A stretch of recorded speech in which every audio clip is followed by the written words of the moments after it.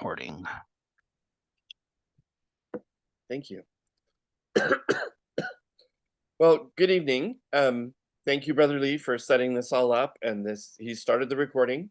So welcome to this week's Come Follow Me study.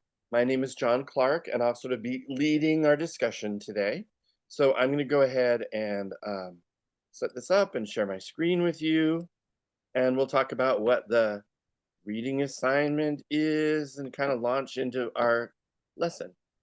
Get rid of some things, and now participants can now see my screen. You'll be happy to know you can see my screen. So our reading starting today is Joseph Smith Matthew, and I'll explain to you why that's there from the Pearl of Great Price. Matthew 24 and 25, then Mark 12 and 13, and Luke 21. Then starting next Monday, the reading is Matthew 21 through 23. Is that right? Mark 14 and John 13. I think that Matthew one is wrong. Let me check. I think that's an old one. So sometimes these things get by me, and despite my best efforts. So I will check that.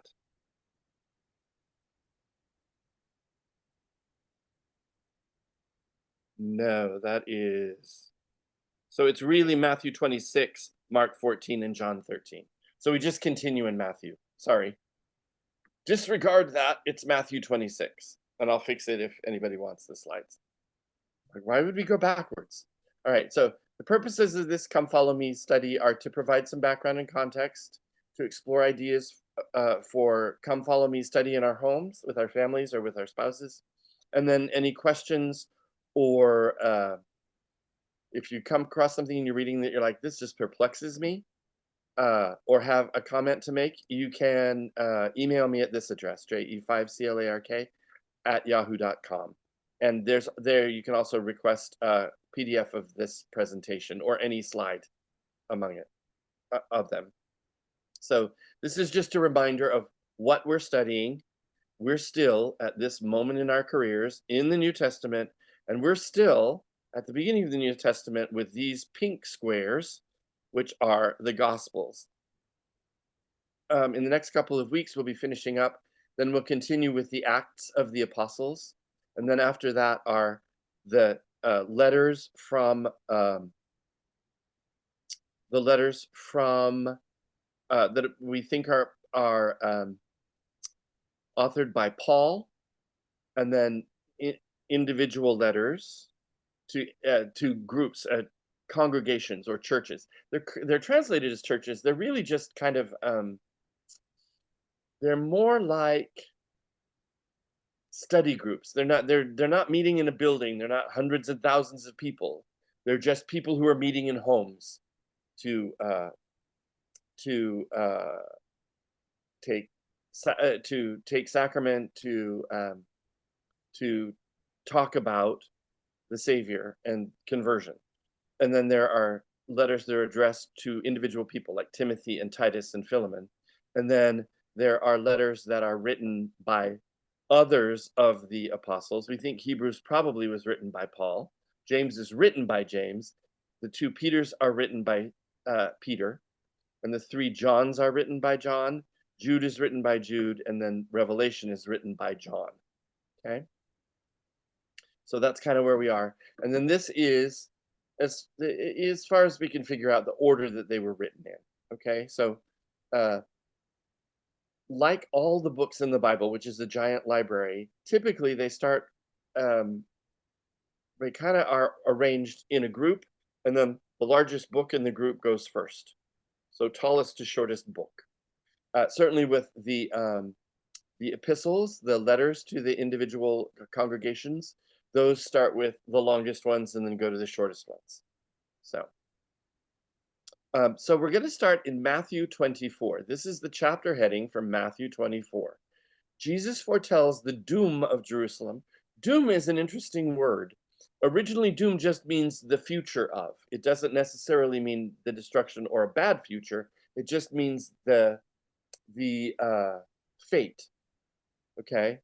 But by now, in Shakespeare's day, it's starting to mean an unpleasant fate. The doom and destruction of Jerusalem and the destruction of the temple. Great calamities precede his second coming. He gives the parable of the fig tree. Okay, so um, one of the reasons that we study, and this will come up in just a second, but one of the reasons that we study Joseph Smith Joseph Smith Matthew is because Joseph Smith Matthew is largely a Joseph Smith's reworking of Matthew 24, and we'll talk about some of the differences. So, in the beginning of Matthew 24, we read that Jesus went out. He leaves from the temple, and so they're looking at the disciples come with him, because they want to point out the buildings of on the Temple Mount, the buildings of the temple. Okay, and Jesus said unto them, "See ye not all these things? Verily I say unto you, there shall not be left here one stone upon another that shall not be thrown down." And as he sat upon the Mount of Olives, so he's moving from the temple, green is, to the Mount of Olives. So I have a little map here. I'll show you where that is. If you've been to Jerusalem, um, the Mount of Olives is kind of a hill on the side of Jerusalem where the temple is. And between the hill is the Kidron Valley, a deep valley, the Kidron Valley. So they go through the Kidron Valley and they go to the other side where the Mount of Olives is. And then Gethsemane is the northern part of that, is the part of the Mount of Olives. It's on the Mount of Olives. It's a specific place there. Okay. And as he sat upon the Mount of Olives, the disciples came to him privately, saying, "Tell us, number one, when will these things be?" These things meaning, um, there shall not be one stone left upon another that shall not be thrown down. And what shall be the sign of thy coming and the end of the world? Now, to be fair, um, the people who were writing in the New Testament believed the second coming would be coming very, very soon. You know what I mean? It was coming like really soon. So soon that Paul, in his letters, when he instructs people not to marry, he's like, "Oh, you don't need to get married. The second coming is coming and everything's going to be different." You know what I mean? The world is going to be a different place. Um, Similarly, in Joseph Smith's day, the members of the church believed that the second coming was coming almost immediately. But one of the things that Joseph Smith Matthew does is sort of separate those ideas, because to the disciples and people around the New Testament time, all of these things were happening kind of all at once. Okay, when shall these things be? The destruction of Jerusalem and the Jews, and what would be the signs of thy coming and the end of the world? Not the end of the earth, but the end of the world as we know it, worldly world. Okay, so I thought I would just take time to do a little map of Jerusalem at the time of Jesus. So this is Jerusalem. At the time of Christ, these were the gates around Jerusalem. Okay. Okay.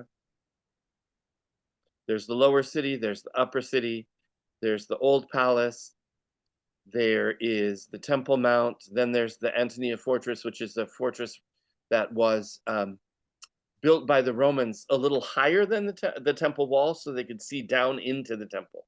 And we believe that's where Jesus was taken before Pilate and scourged and imprisoned. Okay. Down here in the lower city, you have the house of Caiaphas here, where he is taken to be tried by the Jews and put in he's actually imprisoned in like what do I want to call it? It's not a well, it's just a place hewn out in stone. And then where we think that the upper room was, okay? Here's Herod's palace on the west side, the temple's on the east side, okay? If you've ever been to the Garden Tomb and where they think Golgotha was, we don't show it here, but the tomb, the Church of the Holy Sepulchre is inside the city wall. So at this point, the Garden Tomb and Golgotha are outside of the city wall. So when we sing, "There is a green hill far away," without a city wall, not meaning it doesn't have one, it's outside of the city wall, because at the time, the Garden Tomb and Golgotha were outside of the city wall. So, and then there are various gates. We hear about the pool of Shiloh, where Jesus uh, healed some people. The shepherd's pool. You'll just see, you'll hear some of these places, okay? And some of these gates, like the Sheep Gate or the Susa Gate. These are the steps to the temple. These still exist, and they're one of the places that we can kind of conclusively say that Jesus actually set foot here. You know what I mean? On these specific steps. These are from the time. At the current time, there is nothing of the temple building itself on the Temple Mount. Okay, and when the temple see this little outside square here, this is part of when Herod did his expansion of the second temple. One of the things that they did was build kind of a retaining wall and filled it in so that there could be more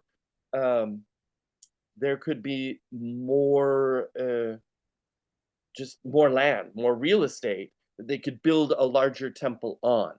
Okay, so that is represented by this wall here. When we talk about the Wailing Wall or the wall, one of the holiest places in Jerusalem, it's this retaining wall on this side. Okay, it isn't the temple itself, because that was down to rubble. And on this Temple Mount now is the Mosque of Al-Aqsa and a couple of other Muslim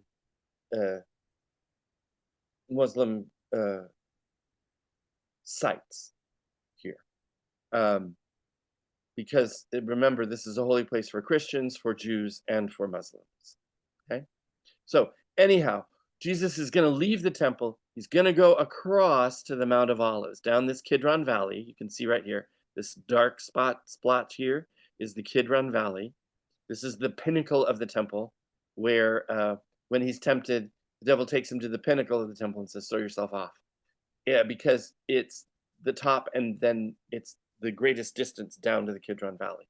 So he goes here to the Mount of Olives, and then the Garden of Gethsemane is slightly north on the Mount of Olives. Okay, so they're looking here, and on the Mount of Olives, you can see right across and see into the temple. That's where they are when they're having this discussion. Okay, here are the main points of Matthew chapter 24. He warns that there will be false messiahs that will come and deceive many, in verse 5. There will be wars and rumors of wars, in verse 6. Famines and earthquakes in diverse places, diverse or different places. Diverse is just in King James's day was how you spelled diverse. Okay, in verse 7. The faithful will be persecuted and many will fall away. That's in verses 9 and 10. The Son of Man, or the Savior, will be seen coming in the clouds of heaven with power and great glory. Okay, that's in verse 30. Then in verse 24, there is Christ's prophecy that this generation shall not pass till all these things have been fulfilled. And then he talks about this second coming. No one, not even the angels of heaven, knows exactly when this will happen. That's in verse 36. He gives the parable of the fig tree, which is just very short. He just says, when you see these things coming, you know that the second coming has come. So he doesn't give a timeline, like in this year this is going to happen. This year this is going to happen. And this year this is going to happen.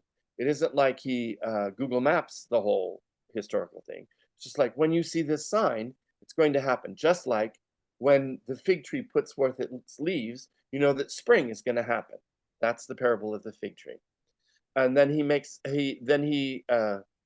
talks a little bit. I didn't make it one of the points, but he talks a little bit about how there'll be two men working in the field, and one will be taken and another left, and two will be working in the house, and one will be taken and another left.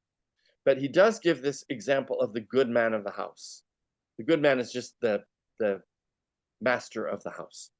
And he says, the master of the house is going to go away, and he leaves it to his servants and to be in charge. And if he'd known when the thieves would come, he would have stayed awake all night. So that's again, it's compared to his coming as a thief in the night. Not that it'll be a bad thing. It's just, in some respects, it's very interesting that his second coming is described as coming in clouds of heaven with power and great glory, but also as a thief in the night. That it's going to be quick. Um, Therefore, be ready in such an hour as you think not the Son of Man cometh. Who then is a faithful and wise servant, whom his Lord has made ruler over his household? It's the one who is ready at all times, because nobody knows when it's going to come, so you have to be ready. That's the example of the good man of the house. Now, Joseph Smith took these Matthew 24, and he felt it was so important that in the what we would call the inspired version, he made some changes. And what Joseph Smith Matthew represents is some of those changes from the inspired version. So one of the learning activities that you can do, if there's more than one of you, it works pretty well, is you compare Matthew 24 with Joseph Smith Matthew, okay? And there are some differences. For example, Joseph Smith Matthew includes the last verse of the previous chapter, Matthew 23:39, which says this. Hang on, I'm in Matthew 23 says, "For I say unto you, you shall not see me henceforth till you shall see, blessed is he that cometh in the name of the Lord." Okay? So he includes that statement from the Savior. After this week, because we're starting in the last week, you won't see me again till you see me in my glorified state. Okay? And some of the verses are reassigned. So what is in Matthew 24:6-7 is moved after verse 28. Matthew 24:14-15 is moved to after verse 30. Matthew 24:34-45 is moved after verse 29. And Joseph Smith includes several additions or emendations to the text. But one of the things that Joseph Smith, I think, was trying to do was to separate out the two parts of this original question. Tell us, number one, when will these things be, which includes the destruction of Jerusalem and the temple? And number two, what shall be the sign of thy coming and the end of the world? Because those are two different things. By Joseph Smith's day, it had been 1800 years between what the disciples thought was going to be like kind of a simultaneous event. And so he tries to rearrange some of the verses to have the ones that are about the destruction of Jerusalem and the temple together, and then the information about the second coming and the signs of the coming of Christ together. So it's interesting to look at these and compare them. One of the places where it is most different is in Matthew 24, verses 34-35. In the original New Testament text, it says, "Verily I say unto you, this generation shall not pass till all these things be fulfilled. Heaven and earth shall pass away, but my words shall not pass away." Joseph Smith amends that to say, "Verily I say unto you, this generation, in which these things shall be shown forth." So he puts that after he's talked about the signs of the Savior's coming. So, verily I say unto you, this generation in which these things shall be shown forth shall not pass away until all I have told you shall be fulfilled. Although the days will come that heaven and earth shall pass away, yet my words shall not pass away, but all shall be fulfilled. So there's a little bit of additional insight into the prophecies in Matthew 24, which is why we study them together. Okay? So that's why you're looking at Joseph Smith, Matthew, at the same time as you're looking at Matthew 24. One of the things that is referred to in Matthew 24, verse 15, is this interesting phrase called the abomination of desolation. And it's referred to as one of the signs of the destruction of the temple and one of the signs of that would come before Christ's return. "When ye therefore shall see the abomination of desolation spoken of by Daniel the prophet, stand ye in the holy place." Whoso readeth, let him understand. Well, so it refers to Daniel's prophecy of the last days found in Daniel 9:11. It's kind of interesting that it's Daniel 9:11. It's an accident, but it's just interesting to me. And from that time, the daily sacrifice shall be taken away. Remember, there's a daily sacrifice at the temple every day that takes place um, on the altar outside of the actual holy place and the Holy of Holies. There's a daily sacrifice that's offered as a sweet savor to the Lord. It shall be taken away, and the abomination that maketh desolate set up.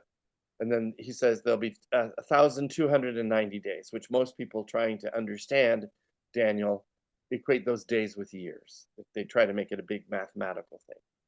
But abomination in the Old Testament always refers to a false religious practice. It isn't something that's just kind of yucky. Do you know what I mean? Today, it just means something that's abhorrent or something that we don't like.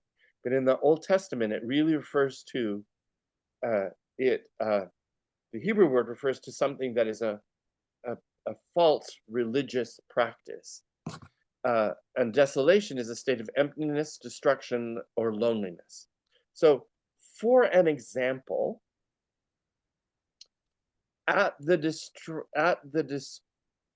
one of that things that happens to the second temple early on is that when it's overrun, it's overtaken by the Greeks, and one of the things that they do is offer the flesh of pigs on the altar of the temple, thus desecrating it. Number one, because they didn't have the authority to do that. Number two, because the pig is not kosher. It's not what the Lord required. And so that was an example of a false religious practice that is empty because it's not what the Lord wants or brings destruction or loneliness. So a lot of people think they know what the abomination of desolation is, and you'll hear all kinds of opinions about what it is inside and outside of the church. But just know that at its core, it is a false religious practice that is empty. It has no, I tend to think of it as a religious practice that has no covenant or promise associated with it that the Lord will participate in. Okay. So, but you'll read a lot about what people think it is, and everybody's got an opinion. And I'm not convinced by very many of them, but what I can surely tell you is that it's a religious practice that is false, that is empty, that brings nothing of salvation to it. Okay. So pausing right there. Are there any questions or concerns that anybody has? I can go ahead and I'll open the chat just in case anyone has a question. And Bill or Judy, if you want to unmute, that's cool. If not, I'll just hang out for a second and call out Bueller. I'll take a drink of water. No, I don't have any questions, do you? No, it's been really interesting though, watching your map and Yeah. kind of following along and going, I remember that. I remember that. Yes. Yeah. The Jerusalem Center is on the kind of on the Mount of Olives now, so you can see out the window. You see across the Kidron, and you can see the Temple Mount. It's beautiful. Yeah, it was closed when we were there, unfortunately. Yeah, it's beautiful, beautiful, beautiful, beautiful. All right, moving on to Matthew chapter 25. I think this is very interesting because in Matthew chapter 25 is composed of three very famous parables. The first is the parable of the 10 virgins, 5 wise, 5 foolish. Okay, and they're waiting for the wedding, right? They're waiting for the bridegroom to come so they can celebrate. And this is part of the image that's all over the New Testament. It's even in the Old Testament. It's a little bit in the Book of Mormon too, that the church, the church meaning the people of the church, the covenant people, are the bride. And the Savior is the bridegroom, okay?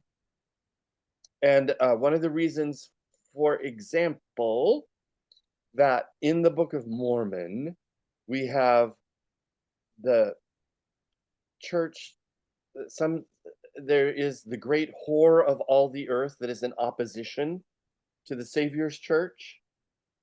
It's because that is a false bride. Those people aren't really waiting, okay?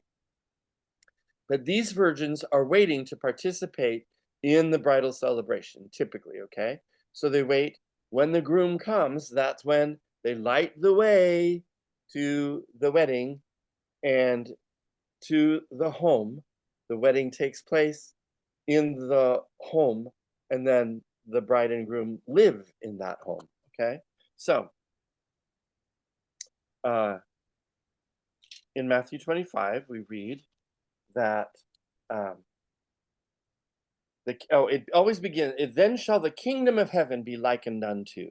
So one of the things that I want to remind you is that typically nowadays we think of the kingdom of heaven, or the words that are translated as the kingdom of heaven from the original Greek of the New Testament. We tend to think of that is the next life. But really the implication of the Greek was kind of in the new world to come. So it's less of heaven and more like Zion, you know? If you live the way, the way, the truth, and the life, if you live as Christ did, you create a new kind of society. And that's the kingdom of heaven, okay?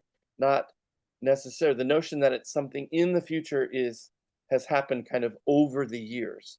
But at the time, it's just the kingdom of heaven, the world that will come if we start living as Christ taught. Okay? The kingdom of heaven shall be likened unto 10 virgins which took their lamps and went forth to meet the bridegroom. 5 were wise, and 5 were foolish. And those that were foolish took no oil with them. But we read in verse 4 that the wise took oil with them. But we also read in verse 5, while the bridegroom tarried, they all slumbered and slept. They didn't stay awake the whole time. Do you know what I mean? All 10 of them slumbered and slept. And at midnight there was a cry made, behold, the bridegroom cometh, go ye out to meet him, which is the standard thing that happens at a wedding. You know what I mean? It's the same.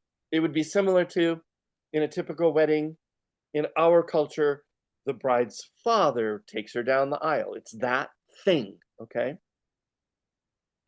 And the virgins arose and trimmed their lamps. And the foolish said unto the wise, give us of your oil, for we didn't bring any. But the wise said, not so, lest there not be enough for us and you. But go you rather to them that sell and buy for yourselves. Because your goal was to light the way to the place where the wedding occurred. And so the foolish ones went to buy oil, but all of the shops were closed. So they couldn't participate, okay? And because they couldn't participate, then they weren't allowed into the wedding. They weren't prepared, so they couldn't light the way, and they weren't allowed into the wedding, okay? So they missed their chance to participate in the kingdom of heaven, okay?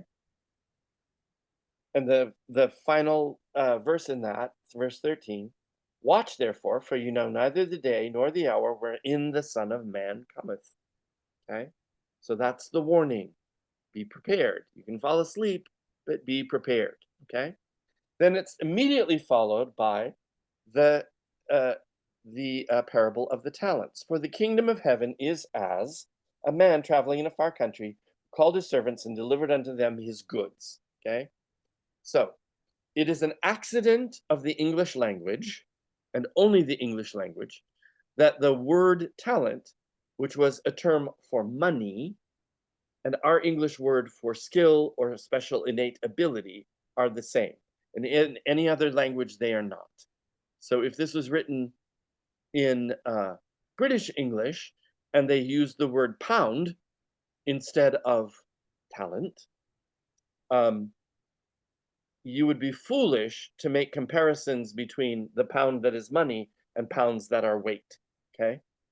Or pounds that are this, pounding. You know what I mean? So talents, although it's easy in English to think talents means our skills or innate abilities, it's just an accident of English. It's a little bit like, to me, it's a little bit like in 2017, Sister Burton, in April conference, gave a talk about certain women, okay? And she used the accident of that happens in English, that certain means a specific woman, okay? A certain woman, a specific woman. And certain in English, that means sure or knowledgeable. And so she took that verse about certain specific women and applied it to women who are knowledgeable, which I think in any other language but English would have been a translation nightmare to go into the Liahona, because it only works in the English language because those two words are similar.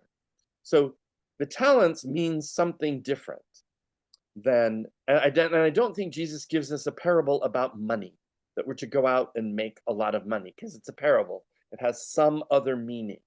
So it can mean skills. It can mean whatever you think it's inspired to mean. But the more I study it, the more I think that it has to do with opportunities, okay? So people are born with a certain amount of opportunities, and if you make the most of them, then you'll get more. If you just hold all of your opportunities and say, you know what, I can't do anything because the master is going to come back and want his money back. And at the parable, those who were too afraid to use their opportunities, to use their life on earth to learn things, are chastised. They're the ones who are like, no, you go. They cast the unprofitable servant into outer darkness, and there should be weeping and gnashing of teeth. So, and then we have the parable of the sheep and the goats, which is famous, which begins, when the Son of Man shall come in his glory, and all the holy angels with him, then shall he sit upon the throne of glory, and before him shall all the nations of the earth be gathered, and he shall separate one from another, as a shepherd divideth his sheep from the goats. Okay? So at a certain point when the Savior comes, there's going to be a division among the people. And what we learn about those divisions is about their behavior.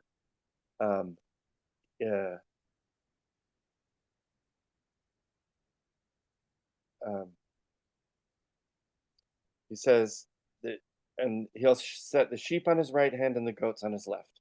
And he'll say to the sheep, come, ye blessed of my Father, inherit the kingdom prepared for you from the foundation of the world. For I was an hungered, and ye gave me meat. I was thirsty, and ye gave me drink. I was a stranger, and ye took me in. Naked, and you clothed me. I was sick, and you visited me. I was in prison, and you came unto me. Then will the righteous answer him, saying, Lord, when saw we thee an hungered, and fed thee, or thirsty, and gave thee drink? When saw we thee a stranger, and took thee in, or naked, and clothed thee? Or when saw we thee sick, and in prison, and came to thee? And the king shall answer, and say unto them, verily I say unto you, inasmuch as ye have done it unto one of the least of these my brethren, ye have done it unto me. And then he speaks with the goats. And the goat, he says, you didn't do these things. And the goats say, well, when did we ever reject you? We didn't ever see you. And he essentially does the reverse of that, which is, because you didn't do these to the least of my brethren, you are not qualified to enter the kingdom. So I think, as you read through these, think about the relationship and the progression of these parables, what it's trying to teach us. There's some that are going to be prepared and some not. Part of the preparation is how you use your opportunities that are given to you. And part of them is a suggestion about how you use the opportunities that are given to you in the sheep and the goats. That's Matthew 25, okay? These are essentially, in Matthew, these are the last kind of parables that the Savior gives. Because then in the Synoptic Gospels, but especially in Matthew, the storytelling, the narrative sort of overtakes in the Savior's last week, okay? So, in addition, we're reading Mark chapters 12 and 13 and Luke chapter 21. Mark chapter 12 actually harkens back to some of the things that we talked about at our last time. He gives the parable of the wicked husbandman, which we had. paying taxes, celestial marriage, the two great commandments, which are love the Lord thy God and love thy heart, might, mind, and strength, and the second is like unto it, love thy neighbor as thyself. The divine sonship of Christ and the widow's mites. Okay. So those are things that we talked about in the previous week's discussions. But I wanted to point out some of the similarities in Mark 13 and Luke 21. These are also similar with each other, but also similar to Matthew 24. So Jesus tells of the calamities and signs preceding the second coming. There will be false Christs and false prophets. He gives the parable of the fig tree. In Luke, he foretells the destruction of the temple in Jerusalem. He tells of the signs to precede his second coming and gives the parable of the fig tree. Okay? So in these synoptic gospels, Matthew, Mark, and Luke, a lot of the content is the same. You know what I mean? Okay. And a lot of the narrative is the same. The other thing that happens in the synoptic gospels is there's a ton of narrative. You know, if you were filming this, there's not very many, there's some parables, but a lot of it is action oriented. And that's going to be a little different from our readings for next week, okay? So I just wanted to, I put this here because this is kind of the transition to what we're reading for, not this upcoming week, but for the week after. The map is to help transition us to this reading, which is Matthew 26, I lied to you, Mark 14, and John 13, okay? I just didn't update that part of the slide. I don't know why, because I was lazy. So anyhow, what we're going to see is, here's the temple, here's the Mount of Olives, here's the Garden of Gethsemane, here's where they take him to see, here's the upper room where they celebrate Passover, okay? Here's where he's taken to the house of Caiaphas, which stands today, okay? Where the Sanhedrin try him. And then, because the Sanhedrin can't pronounce a death sentence, they make up, the thing that he's accused of by the Sanhedrin is blasphemy. But blasphemy doesn't have a very big punishment in Roman society. So what they tell the Romans is that he is seditious. He's leading a seditious rebellion, which is the highest crime in the Roman Empire. To go against the emperor is the highest crime ever, and that deserves death. Because he said that he was the king. You know, and even when he said, I'm not the king of this world, you know, Pilate even asks him.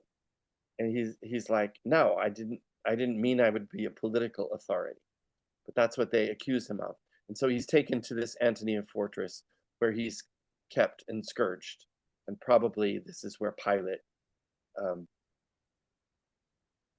meets him and talks with him, okay?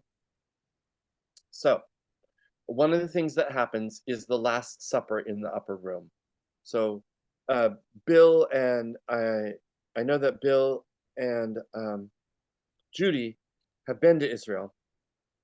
This in the yellow is actually the church that is built upon the place where they think the upper room was. So just backing up a tiny bit, in the olden days, in the early Christian era, if there was a religious site, you didn't keep it like it was meant to be, and you didn't try to preserve it. You built a church on top of it, okay? And you also took relics or pieces of that away, okay? So this is totally not what the upper room looked like in any fashion in Jesus's day. There weren't Gothic arches there, okay? Some of the pieces may be the same, but very few of them. And when you visit the Holy Land, like there is the Church of the Holy Sepulchre, which is supposed to contain the Mount, the Golgotha, and also the tomb. But there isn't much tomb left because people took pieces of it away over the years. Okay, so there's several disputes about which is really the place. Okay, so this is what the church looks like that's built where they think the upper room was. A better notion of what the upper room was in Jesus's day was to look at the kind of housing that they had. Okay, these things were made of stone, or typically made of stone, dressed stone on the outside. Some of them were dressed stone on the outside and rubble on the inside of the two to create some sort of insulation. Okay, there's very little wood in these buildings because trees are a pretty scarce commodity. So when we say Jesus was a carpenter, it can mean that he was a stoneworker, and it can mean that he worked on not building homes kind of carpenter, but worked on wooden implements or tools. Okay, so you can see that typically the houses are flat on the top. So that made for a kind of like porch-like opportunity up here. And sometimes they had a second floor. Often that second floor was accessible by an outside set of stairs, and that was called the upper room. You wanted to be in the lower room because that's where the cooking fire was, and the beds were there so you could stay warm. And if you needed to keep the animals warm, you brought them into the house. You know what I mean? People slept on or near the stove because it kept them warm. So the upper rooms were typically used when the weather was hot. And Passover, of course, happens in the spring when it's starting to get warm again. So these are kind of what they look like. This is the interior of what an upper room might have looked like, okay, in Jesus's day. These are definitely upper rooms with windows in them because the lower part of the structure is here. You can see that this is the house. This is a little tent where you can sit on the outside and be at your porch, okay? And you can see that there are little structures here on the top to provide shade.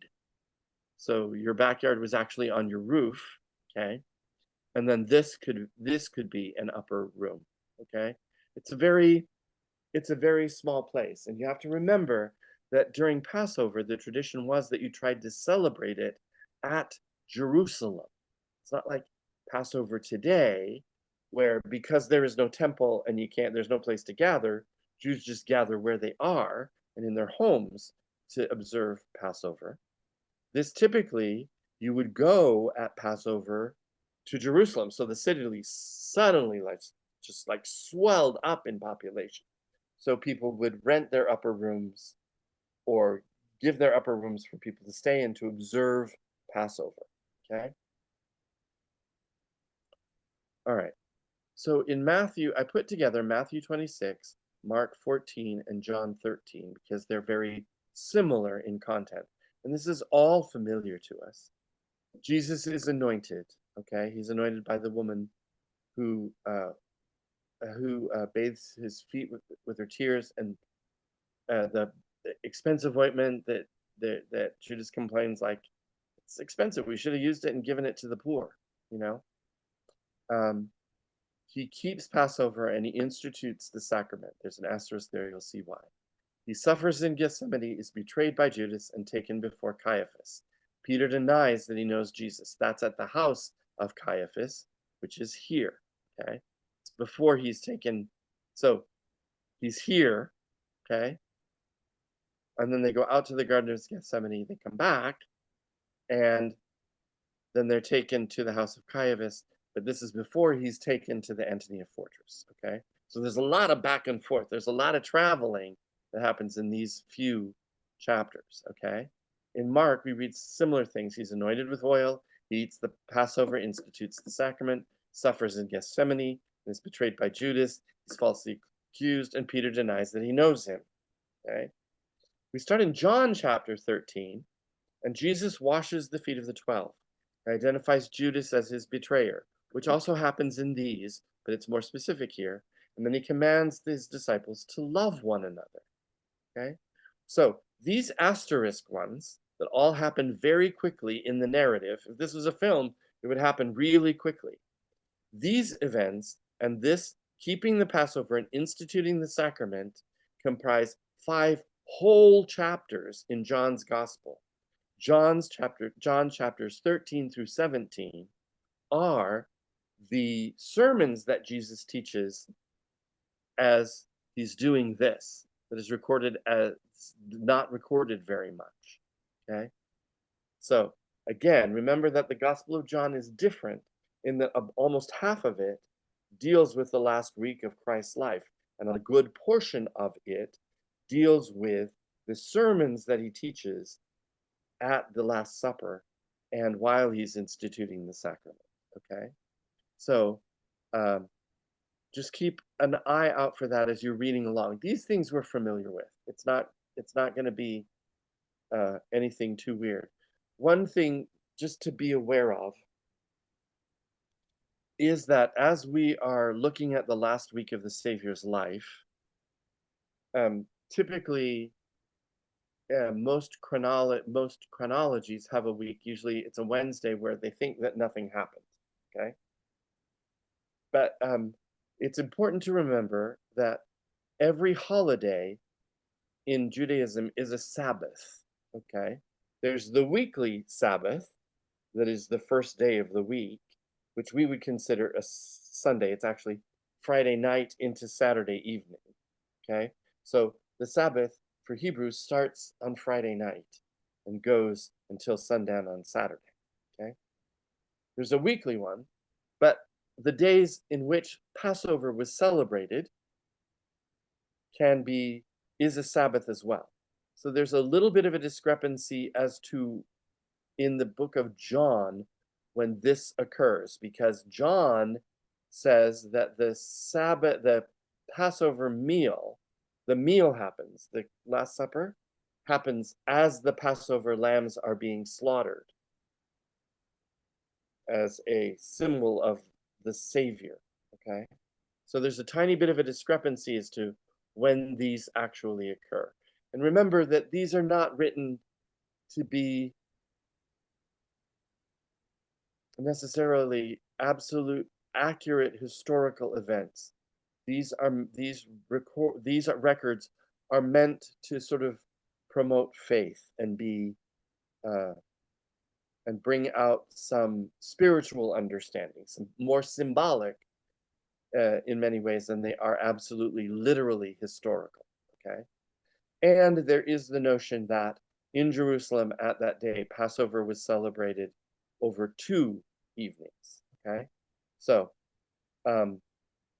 there's a lot of, if you read along and you read carefully, you're like, what happened? So we're pretty clear that the Sabbath that's being celebrated at the resurrection is the first day of the week, the Sabbath that is the first day of the week. So just keep those things in mind, okay? So the reason I bring that up is because what we're studying after this week, in 2 weeks, is John 14 through 17, which is all of those sermons that take place in the upper room as part of the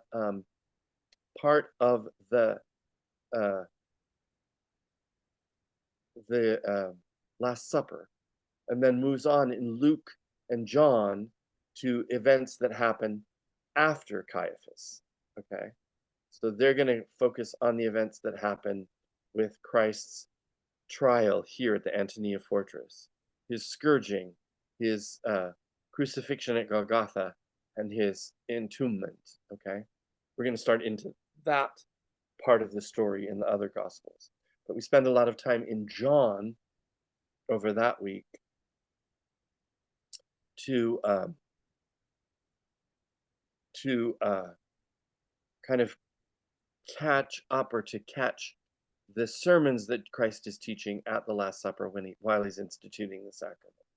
Okay, and those only occur in the book of John. Remember, John has very few parables, not many at all, but John contains sermons like none of the other synoptic gospels have. I mean, they contain sort of the events, You know, Judas is going to deny him.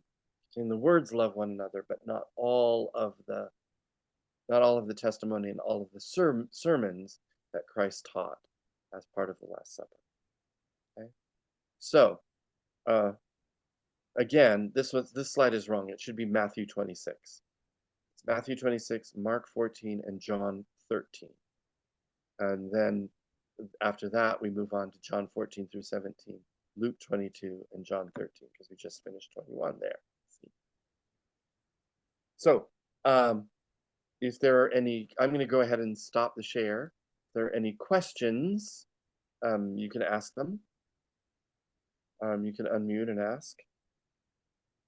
If not, then I understand Brother Lee is back, and you can go ahead and stop the recording. Okay.